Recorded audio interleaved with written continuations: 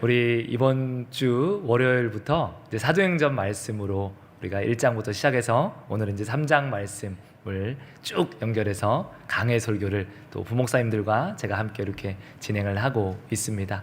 그래서 새벽도 오시면, 수요도 오시고 금요도 오시고 주일도 오시면 풍성한 사도들의 또 이야기들, 성령께서 어떻게 그들을 만들어 가시는지의 이야기를 많이 누리고 또 은혜를 받을 수 있으리라 이렇게 생각을 합니다. 그리고 한 가지 더 광고를 말씀드리고 설교하도록 하겠습니다. 제가 책 팔러 나온 건 아니고요. 이 책이 굉장히 쌉니다. 5,000원에 판매가 되고 있고요. 두께와 이 안에 있는 퀄리티와 재질로 보아하면 18,000원 정도가 되지 않을까 시중가로 생각을 합니다. 저희가 지금 인쇄소에서 가져온 가격은 8,800원입니다. 어마어마한 할인 가격으로 저희가 판매하고 있는데 책 팔려 그런 건 아니고 우리 성도님들께서 무더운 여름날 말씀을 쓰고 말씀을 읽고 말씀을 함께 하는데 동참해줬으면 좋겠다라는 생각으로 또 우리 담임 목사님 계실 때, 박 목사님 살아 계실 때부터 우리가 3회차 이렇게 진행을 하고 있습니다. 그래서 꼭 같이 동참해줬으면 좋겠고요. 누군가 물어볼 때 사도행전 말씀은 이제 우리 머릿속에 다 이제 들어와 있는 거죠. 사도행전 8장 2절 이렇게 얘기하면 옆에 있는 분이 갑자기 암송하기 시작하고, 무두장이가 직업이 뭡니까 얘기하면은 무두장이의 직업이 쭉 이제 설명이 되고 이런 것들이 우리 가운데 일어났으면 좋겠습니다. 실제로 그런 분들이 계십니다. 저한테 오셔서 목사님 사도행전 몇 장에 나오는 그거는 뭡니까 이렇게 물어보시는데 제가 당황을 합니다. 사도행전 몇 장에 그런 게 나옵니까? 제가 이렇게 여쭤보는데 저도 열심히 읽고 있습니다. 말씀을 준비하기 위해서 읽고 있으니까 우리 한 달 동안 무더운 여름날 말씀 앞에 우리가 다 한마음 한뜻이 되었으면 좋겠습니다. 오늘 이제 우리가 아침에, 거룩한 주일 아침에 교회로 나오시면서 무엇을 보셨습니까? 라고 이렇게 각자 한 분 한 분에게 여쭤본다면요, 여러 가지 이야기들을 할 수 있을 겁니다. 심지어 같이 사시고 같은 차를 타시고 집에서 같이 교회로 오신 부부도 무엇을 오늘 보셨습니까? 라고 하면 다른 거를 얘기할 수 있습니다. 똑같은 걸 보아도 다른 관점에서 사람들이 보기 때문입니다. 쉽게 한번 예를 들어 보겠습니다. 흔들리는 나무가 있습니다. 어떤 사람은 이렇게 생각을 하겠죠. 나무가 흔들리는구나 라고 생각을 할 겁니다. 그리고 또 어떤 사람은 그 흔들리는 나무를 보면서 바람이 부는구나 라고 생각을 할 겁니다. 그래서 제가 좀 궁금했습니다. 우리 물리학을 전공하신 이충만 목사님에게 물어봤어요. 혹시 물리학적 관점으로 이 현상을 무엇이라고 얘기할 수 있습니까? 실망시키지 않고 저에게 답을 줬습니다. 온도의 차이로 기압이 변화되었구나. 변화된 기압으로 인해 중력의 힘으로 낙엽이 떨어지는구나 이렇게 얘기를 하시더라고요. 역시 물리학도는 다르구나 라고 생각을 했습니다. 시인이었으면 여기 계신 분들 중에 시적 감각을 가지고 계신 분들이 있을 겁니다. 시인의 감각으로는 흔들리는 나무를 보면 뭐라고 얘기할까요? 제가 한번 얘기를 해보겠습니다.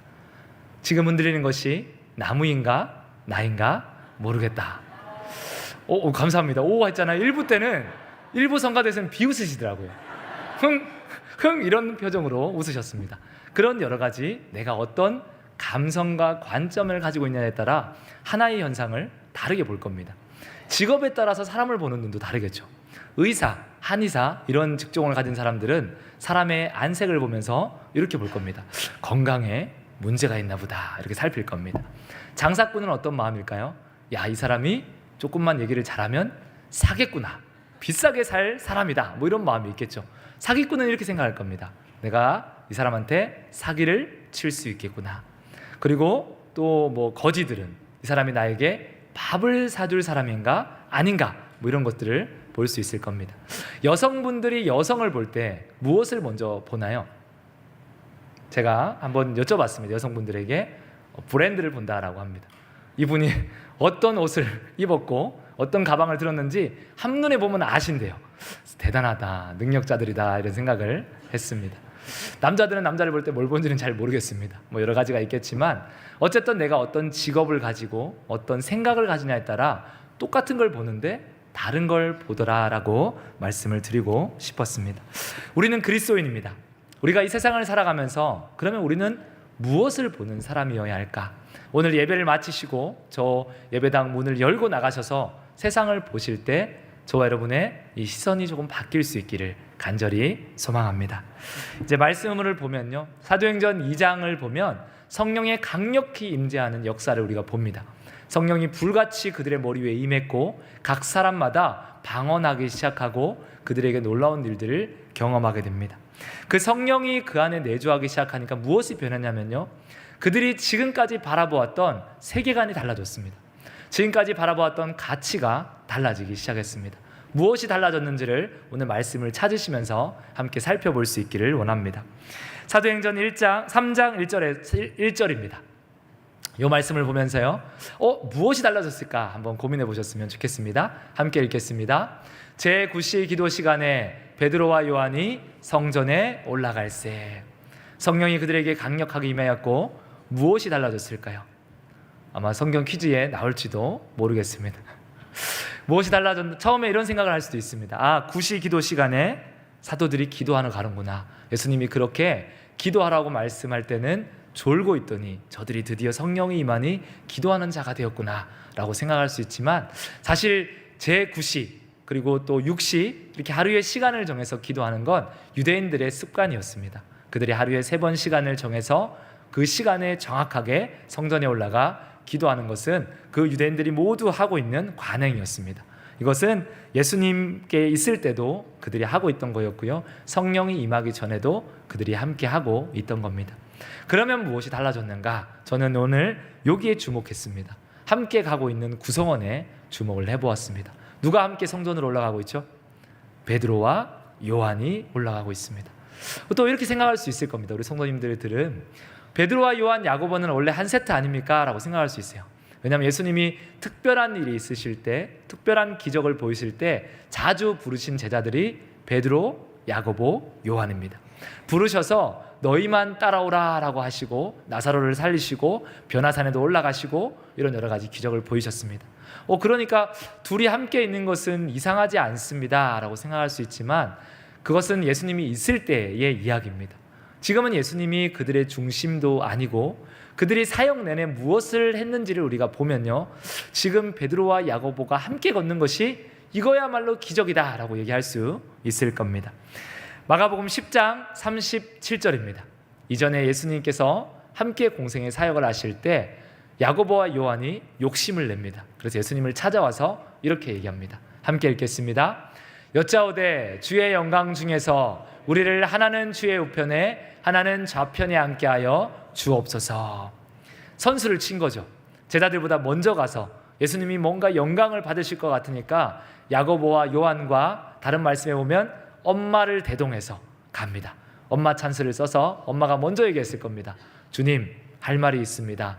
우리 이 두 아이들을 좀 잘 봐주세요. 그리고 야고보와 요한이 예수님 앞에 가서 이야기를 합니다. 저희를 예수님이 영광 받으실 때 보좌 좌편, 보좌 우편에 좀 앉혀주시기를 소망합니다 라고 얘기를 했어요. 제자들이 어떤 반응을 했을까요? 마가복음 10장 41절입니다. 함께 읽겠습니다. 10 제자가 듣고 야고보와 요한에 대하여 화를 내거늘. 당연히 화가 났겠죠. 12명이 있는데 2명이 먼저 가서 선수를 쳤으니까 얼마나 분했겠어요. 그 중에 누가 제일 화가 났을까요? 성경에 나오지는 않습니다. 제 생각에 수제자라 불리는 베드로가 화가 났겠죠. 제자들 중에서 은연히 이렇게 생각했을 겁니다. 그래도 베드로가 제일 처음 예수님이 부르셨고 또 그가 제자가 또 여러 가지 많은 역할들을 감당하니 베드로가 수석이지, 베드로가 수제자지, 이런 마음이 있었을 겁니다. 베드로도 은연중 생각을 했을 거예요. 내가 제일 위에 있어. 근데 야고보와 요한이 선수를 친 겁니다. 자기 자리를 빼앗으려고 한 거죠. 얼마나 화를 냈겠어요. 제자들이 화를 내거늘이라고 얘기했지만 아마 입에서 하지 못할 원망들이 막 쏟아져 나왔을 겁니다. 그리고 시간이 지나서 다시 찬스가 왔습니다. 예수님께서 모두가 다 나를 팔 것이다 그 얘기를 할 때 베드로가 재빨리 자리에서 일어납니다. 말씀을 보겠습니다. 한번 생각하면서 이런 여러 가지 다이나믹을 생각하면서 말씀을 읽으셨으면 좋을 것 같습니다. 마태복음 26장 33절입니다. 베드로가 대답하여 이르되 모두 주를 버릴지라도 나는 결코 버리지 않겠나이다. 아멘. 이 모두 하고 갈로하고 누가 이름이 들어가 있을까요? 야고보와 요한이 들어가 있을 것 같습니다. 이렇게 얘기했을 것 같아요. 주님의 보좌 우편과 좌편에 앉기를 원하는 저 야고보와 요한은 예수님을 반드시 팔 겁니다. 그런데 나는 절대로 안 팔 겁니다. 손가락질을 하면서 베드로가 이렇게 당당하게 이야기를 했을 겁니다. 다른 제자들이 마음이 급해졌겠죠. 이렇게 얘기합니다. 마태복음 26장 35절입니다. 함께 읽겠습니다. 베드로가 이르되 내가 주와 함께 죽을지언정 주를 부인하지 않겠나이다 하고 모든 제자도 그와 같이 말하니라. 베드로만 부인하지 않겠습니다라고 얘기한 게 아니에요. 끝에 보면 뭐라고 얘기해요? 모든 제자도 그와 같이 말했습니다. 그 중에 누가 얘기했을까요? 모든 제자 갈로하고 야고보와 요한. 제가 왜 이런 말씀을 드리냐면 제일 앞장서기를 좋아했고 제일 성격이 급한 사람 한 명을 꼽으라면 베드로, 그리고 별명이 우레의 아들이었어요. 번개 같다, 불 같다라고 해서 야고보와 요한의 별명이 우레의 아들이었습니다. 이 세 명 불같은 사람들이 아마 이 사이에서 목소리를 키우고 나는 절대 그러지 않습니다, 저 사람은 그럴지라도 나는 다릅니다, 이 이야기를 하고 있었습니다. 이 경쟁이 어디까지 이어지냐면 마지막 예수님이 부활하시고 예수님에게 사명을 말씀하실 때도 경쟁이 이어지고 있습니다. 요한복음 21장 20절에서 21절입니다. 함께 읽겠습니다. 돌이켜 예수께서 사랑하시는 그 제자가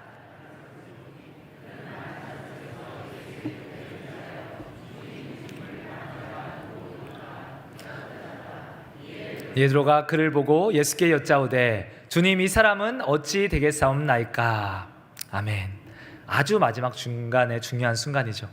예수께서 이제 승천하시기 전에 베드로에게 그 죄를 용서하시고 네가 내 양을 치고 내 양을 먹이라 라고 말씀하시고 난 뒤에 너는 이렇게 하나님께 영광을 돌리고 마지막 죽음을 맞이할 것이다. 얼마나 중요한 순간이에요. 내 인생이 이렇게 하나님 앞에 영광이 되겠구나, 내가 이렇게 하나님께 때로는 고통을 받겠지만 쓰임 받겠구나. 얼마나 감격스러운 순간입니까? 그때 베드로의 눈에 누가 들어왔어요? 요한이 들어왔습니다. 그리고 묻는 겁니다. 그런데 예수님, 내 인생은 그렇게 됨을 내가 알겠는데 여기 있는 이 요한은 어찌 되겠습니까? 마지막까지 베드로에게는 그것이 너무나도 궁금했던 겁니다. 그들의 관계를 보면요, 끊임없이 대립합니다. 경쟁합니다. 대제자와 애제자와의 경쟁이 성경 말씀에 끊임없이 나와 있습니다. 베드로가 성경에서 대제자라고 얘기하지 않지만 우리 모두가 그가 대표성을 띠고 있다라고 이야기를 합니다. 성경에서 요한복음을 보면요, 예수님이 사랑하시는 제자, 그가 바로 요한입니다. 끊임없이 대립하고 있는 둘 사이가 경쟁하고 있는 모습을 우리가 말씀을 통해 봅니다. 예수님은 누구를 더 좋아하셨을까요? 예수님은 누구를 더 내 제자다라고 얘기를 하셨을까요? 아마 12명 모두를 사랑하시고 모두를 동일하게 대하셨을 겁니다. 근데 자기들끼리 경쟁을 하고 있는 거죠. 끊임없이 싸우고 있는 그 삶의 모습. 그래서 그들이 예수님과 함께 걷고 있지만 그 길은 경쟁의 길이요, 내가 높아져야만 하는 길이었습니다. 베드로와 요한이 그런 관계 속에 있었어요. 근데 이제 예수님이 없습니다. 자신을 보좌 우편과 좌편에 앉혀줄 예수님이 없습니다. 같이 다닐 이유도 없어졌어요. 굳이 같이 다닐 이유가 뭐가 있겠어요? 서로 불같은 성격을 알고 서로 높아지려고 했던 경쟁의 관계일 것도 아는데 예수님이 없으니 따로 다녀야겠죠. 베드로파가 나눠지고 야고보, 요한파가 나눠져서 나는 이쪽 가서 같이 기도할 거야. 교회 안에도 우리가 그렇게 무리가 많이 지어지잖아요. 정상적인 모습이라면 무리가 지어지고 나눠져야 정상입니다. 그런데 지금 베드로와 야고보가 함께 성전으로, 베드로와 요한이 함께 성전으로 올라가고 있습니다. 저는 이것이 성령이 임한 기적이다라고 생각을 합니다. 이것이 하나님의 놀라운 은혜다라고 이야기를 할 수 있을 겁니다. 어떻게 그럴 수 있었을까? 그들의 목적이 달라졌기 때문입니다. 성령이 그들의 삶 가운데 강력하게 임하자 그들이 다른 것을 바라보기 시작했습니다. 높아지는 것이 아니라 다른 것의 삶의 목적으로 변화되기 시작했습니다. 그 증거가 오늘 안진뱅이를 고치고 난 뒤에 성경 말씀 가운데 나타나고 있습니다. 사도행전 3장 10절에서 11절 말씀을 보면요, 사람들이 안진뱅이를 고치고 나자 베드로에게 막 몰려듭니다. 어떻게 이걸 고쳤냐? 저거 안진뱅이가 아니냐? 그때 베드로가 이렇게 이야기합니다. 12절 말씀 다시 띄워주시면 함께 보겠습니다. 베드로가 이것을 보고 백성에게 말하되 이스라엘 사람들아, 이 일을 왜 놀랍게 여기느냐? 우리 개인의 권능과 경건으로 이 사람을 걷게 한 것처럼 왜 우리를 주목하느냐? 왜 우리를 주목하느냐? 우리가 이 사람을 혹시라도 고친 것처럼 왜 우리를 주목하고 있느냐? 이전에 베드로였으면 어떻게 해야 돼요? 내가 고쳤다라고 얘기해야 되죠. 내가 안전뱅이를 일으켰습니다, 여러분. 그리고 누구를 쳐다봐야 돼요? 함께 동행하는 야고보를 쳐다봐야 됩니다. 어떤 표정으로요? 의미심장한 표정으로. 이 정도 표정은 짓지 않을까요? 웃으면서 내가 했다라고 얘기해야 되죠. 그런데 우리를 주목하지 말라라고 얘기합니다. 그리고 사도행전 3장 16절입니다. 이렇게 얘기합니다. 함께 읽겠습니다. 그 이름을 믿음으로 그 이름이 너희가 보고 아는 사람을 성하게 하였나니 맷으로 말미암아 난 믿음이 너희 모든 사람 앞에서 이같이 완전히 낫게 하였느니라. 아멘. 베드로가 누구를 자랑하고 있죠? 예수를 자랑하고 있습니다. 베드로가 드러내고자 하는 분은 예수님 한 분밖에 없습니다. 우리를 주목하지 마시고 예수님을 주목하십시오. 이 일을 하게 하시고 이 일을 역사하신 예수 그리스도를 바라보십시오. 이것이 베드로가 고백하고 있는 이야기입니다. 성령이 그들의 삶 가운데 임하자 지금까지 높아지기를 원했고 예수와 함께 영광받기를 원했던 제자들이 이제 그 삶의 목적이 경쟁이 아니라 예수로 바뀌어 버렸습니다. 내 인생의 목적이 예수가 되었어요. 옆구리를 쿡 찌르면 얘기할 겁니다. 예수님이 하셨습니다. 그들의 삶의 모든 간증과 증거는 예수 그리스도가 되었습니다. 그전에는 경쟁이었어요. 내가 그래도 베드로보다는 좀 높아졌으면 좋겠다. 내가 그래도 요한보다는 좀 높아졌으면 좋겠다. 경쟁이었습니다. 우리 가운데 혹시라도 그런 마음이 있을 수도 있습니다. 교회 안에 나보다 늦게 신앙생활을 했는데 나보다 먼저 직분을 받는 사람 보며 시기함이 생길 수도 있어요. 내가 저 사람보다 신앙생활을 더 많이 했는데 나보다 직분을 먼저 받네. 참 너무하네 라는 마음이 있을 수도 있습니다. 어떤 분이 기도를 많이 해서 능력을 너무 많이 받았어요. 근데 그분이 직분이 집사입니다.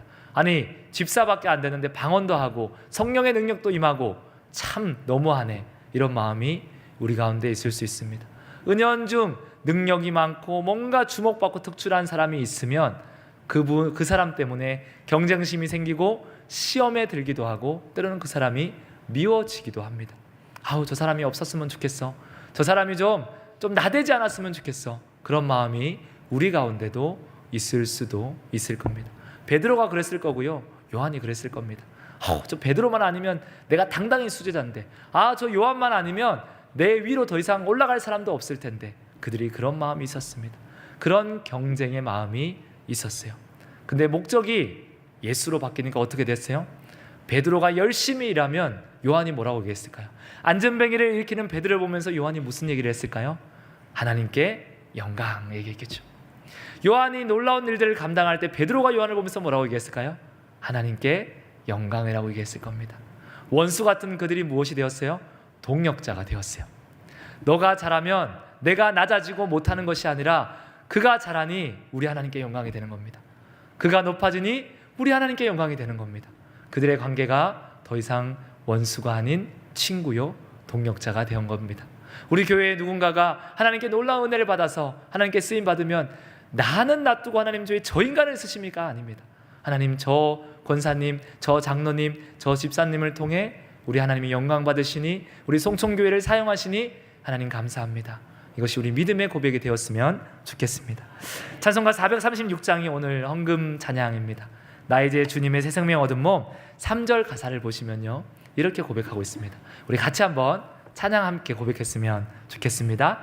산천도 초목도 새 것이 되었고 죄인도 원수도 친구로 변한다. 새 생명 얻은 자 영생을 누리니 주님을 모신 맘 새 하늘이로다. 아멘. 아멘. 주님을 모셨더니 죄인도 원수도 뭐가 되었다고 얘기해요? 친구가 되었다라고 얘기합니다. 그전에는 너무 얄미운 사람이 예수님의 관점으로 바라보니 하나님이 쓰시는 사람이에요. 하나님이 저 사람을 통해 그만 영광받는 것이 아니라 나도 함께 영광받게 하시고 우리도 함께 영광받게 하십니다. 그래서 우리가 원수도 사랑하고 있고요, 저 얄미운 사람, 저 보기 싫은 사람이 어느 순간 나의 기도의 동력자가 될지도 모릅니다. 우리가 오늘 베드로 같은 사람이 내게 있다면, 내 옆에 내가 요한 같은 사람을 바라보고 있다면 그렇게 기도하셨으면 좋겠습니다. 하나님, 나의 삶의 목적이 경쟁이기 때문에, 이전의 가치관을 가지고 있기 때문에 내가 그를 미워하고 시기하는 마음이 있었습니다. 내 삶의 목적이 달라지게 하시고 내 삶의 목적이 예수가 되게 하시고 그를 바라볼 때 친구요 동력자로 바라볼 수 있는 은혜를 누리게 하여 주시옵소서. 사도들의 그 시선이 그렇게 바뀌었어요. 목적이 바뀌니까 관계도 달라졌습니다. 그들의 또 무엇이 달라졌을까요? 우리 말씀을 보겠습니다. 베드로와 요한이 성전으로 갈 때 안진뱅이가 구걸을 합니다. 돈 좀 주세요 라고 얘기를 합니다. 그러자 그들이 주목합니다. 사도행전 3장 4절입니다. 함께 읽겠습니다. 시작. 베드로와 요한이 더불어 주목하여 이르되 우리를 보라 하니. 더불어 주목하여 보았다라고 얘기합니다. 그들이 지금까지 안진뱅이를 보았을까요? 안 보았을까요? 안진뱅이가 오늘 처음 나온 신참일까요? 아주 오랜 시간 동안 그곳에서 구걸하던 사람일까요? 오랜 시간 성경을 많이 보셨군요. 할렐루야. 오랜 시간 동안 그 자리를 지키고 있었습니다. 3장 2절 말씀입니다. 함께 읽겠습니다. 시작. 나면서 못 걷게 된 이를 사람들이 메고 오니 이는 성전에 들어가는 사람에게 구걸하기 위하여 날마다 미문이라는 성전문에 두는 자라. 날마다 있었어요. 베드로와 요한이 3번 기도 시간에 날마다 올라갔을 겁니다. 그러니까 이 사람들은 구면이었어요. 아주 자주 만났을 겁니다. 보면서 무슨 생각을 했을까요? 여러 사람들이 이런 생각을 했을 겁니다. 아유, 저 거지 또 앉아있네, 이런 생각을 하는 사람이 있었을 겁니다. 그리고 지금 그 구걸하는 안진뱅이가 앉아있는 성문은 미문이라는 곳이에요. 아름다운 곳이라는 겁니다.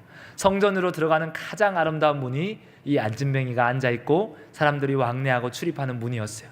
아유, 좀 다른 문에 가서 앉아있지, 이렇게 아름다운 문에 왜 거지가 앉아있냐, 이 마음이 들었을 수도 있습니다. 아니면 긍휼의 마음이 들었을 수도 있겠죠. 아유, 한 푼 주자, 불쌍하다, 이런 마음이 들었을 수도 있습니다. 베드로와 야고보가 요한이 주목하여 봤을 때 어떤 마음이었을까요? 지금까지와는 다른 마음이었을 겁니다. 성령이 그들에게 임하기 전에 수없이 많이 안진뱅이를 보면서 많은 생각들을 했을 겁니다.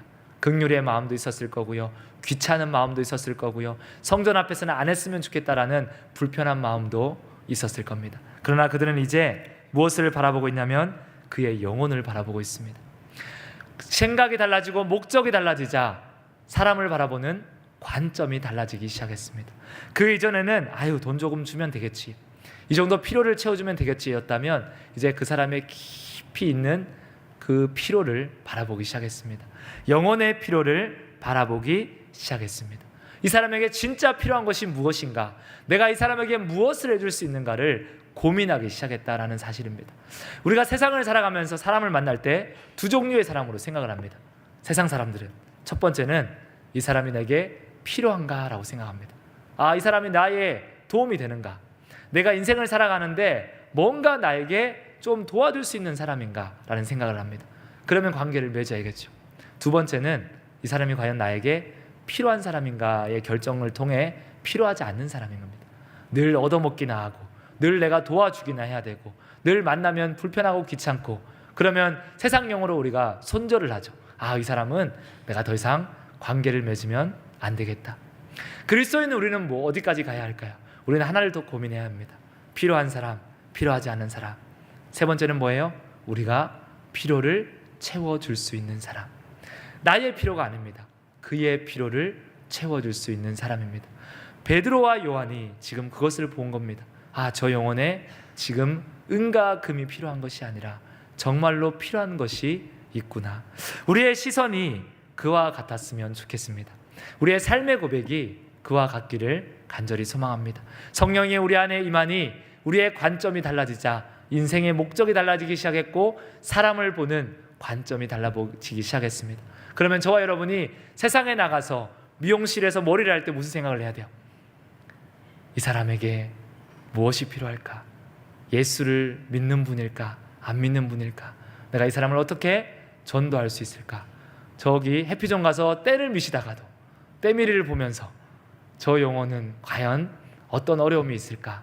내가 누구를 만나든지 어떤 사람을 만나든지 우리 마음 가운데 그 생각이 있어야 돼요.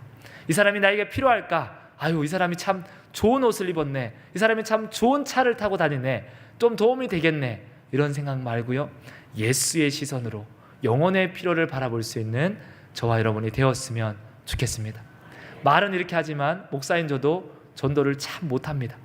제가 이렇게 말을 잘하는 것 같지만 낯을 많이 가려요.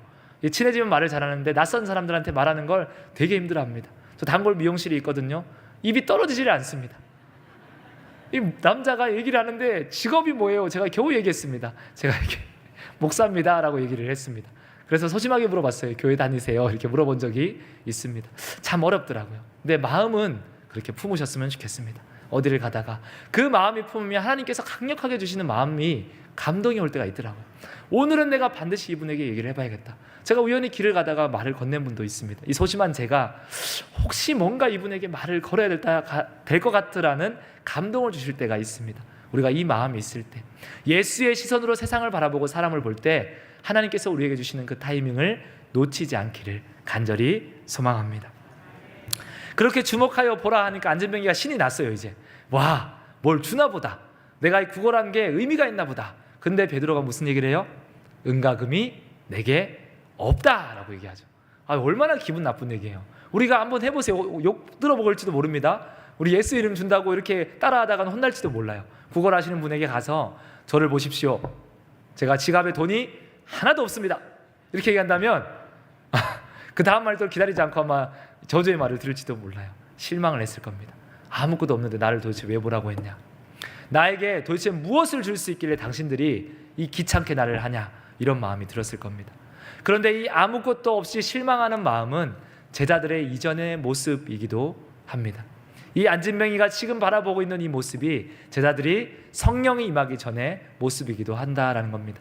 오병이어의 사건을 기억하실 겁니다. 오병이어 때 예수님께서 제자들을 시험하사 많은 무리들이 오시는 것을 보시면서 묻습니다. 이 많은 무리들에게 어디서 떡을 사서 이 무리를 먹일 수 있겠느냐라고 제자들에게 묻습니다. 빌립이 대답합니다. 제가 열심히 계산해보고 이 사람들의 숫자를 세어봤는데 아무리 조금씩 받더라도 200데나리온의 떡이 부족합니다. 주님, 이건 안 되는 일입니다 라고 얘기합니다. 또 와서 베드로의 형제 안드레가 와서 조그만한 소년을 데리고 옵니다. 주님, 이 소년이 가지고 있는 것이 보리떡 5개와 물고기 2마리입니다. 겨우 이것 가지고 무엇을 할 수 있겠습니까? 라고 얘기하죠. 제자들이 무엇에 집중해요? 없는 것에 집중합니다. 내 손에 이것밖에 없고 이 정도밖에 없는데 우리가 무엇을 할 수 있겠습니까? 우리는 그것을 할 수 없는 사람입니다 라고 이야기를 하죠. 근데 오늘 베드로가 무슨 얘기를 해요? 없는 걸 압니다. 은과 금이 내게 없다라고 얘기해요. 사도들이 물질적으로 뭐 풍요로움이 있겠습니까? 없습니다. 없어요. 근데 뭘 바라볼 수 있어요? 이제는 내게 있는 것을 바라보는 사람이 되었습니다. 그들 안에 무엇이 있습니까? 예수가 있죠. 예수 그리스도가 그들 안에 있는 겁니다. 그전에는 없어서 못하는 사람이었는데 지금은 어떤 사람이에요? 내 안에 최고의 것이 있고 최고의 것을 줄 수 있는 사람이 된 겁니다. 성령이 그들에게 임하자 나를 바라보는 시선도 바뀌었어요. 나는 연약하고 나는 없는 사람이고 나는 부족한 사람인데 곰곰이 나를 들여다보니 내 안에 예수가 있는 겁니다. 아멘, 아멘. 그래서 베드로가 당당히 얘기합니다. 은과 금은 내게 없습니다. 그러나 내게 있는 것을 당신에게 줄 것인데 예수 그리스도 이름으로 일어나 걸어라 라고 얘기하죠. 그리고 놀라운 주님의 일들이 펼쳐지고 일어나기 시작합니다. 우리가 성령 충만을 위해서 날마다 기도합니다. 많은 분들이 성령 충만하게 하여 주시옵소서라고 얘기합니다. 성령에 충만하다는 것은 어떤 의미가 있을까요? 내가 예수의 시선을 가진다라고 이야기할 수 있을 겁니다. 예수님이 바라보시는 것을 나도 바라볼 수 있는 겁니다. 제자들이 그렇게 이전과 다르게 인간적인 시선으로 세상을 바라보는 것이 아니라 예수님의 시선으로 세상을 바라보기 시작했습니다. 그러자 무엇이 바뀌었어요? 관점이 바뀌자 원수 같은 베드로와 요한이 동력자가 되었습니다. 관점이 바뀌자 은과 금이 없어서 아무것도 줄 수 없고 할 수 없는 사람들이 최고의 것을 예수를 줄 수 있는 사람이 되었습니다. 관점이 바뀌자 그 사람의 어떠함이나 초라함이 아니라 정말로 그 영혼의 필요함을 바라볼 수 있는 사람이 되었다라는 사실입니다. 그것이 예수님의 시선을 가진 사람들의 이야기요, 사도행전에 나오는 사도들의 이야기입니다. 근데 우리가 곰곰이 한번 생각해 보면요, 지금 사도들이 하고 있는 이 일이 누구 하셨냐면 예수님이 사역이었습니다. 사람들이 이야기를 합니다. 문둥병자는 더러우니 가까이 하면 안 됩니다. 세리와 창기는 더러운 사람들이니 함께 식사를 하면 안 됩니다. 저 혈루병 하는 여인은 감히 예수님의 손에 몸에 손을 대면 안 되는 사람입니다. 그 세상적인 시선들을 향해서 예수님이 뭐라고 얘기하세요? 세리와 창기의 친구가 되었습니다. 문둥병에 손을 얹고 그 더러움을 본 것이 아니라 그 사람의 인생의 필요함을 보시고 그를 고치시는 분이심을 우리가 기억하셨으면 좋겠습니다. 십자가에 못 박혀서 수많은 사람들이 예수를 저주합니다. 그를 죽이라. 예수님이 그 영혼을 위해서 무엇이라 기도합니까? 저들이 알지 못하기 때문입니다. 그를 용서하여 주옵소서. 그 영혼을 보며 기도합니다. 오병이어의 기적에 예수님 없습니다, 부족합니다, 작습니다 라고 하는 제자들 앞에서 예수님은 뭐라고 말씀하세요?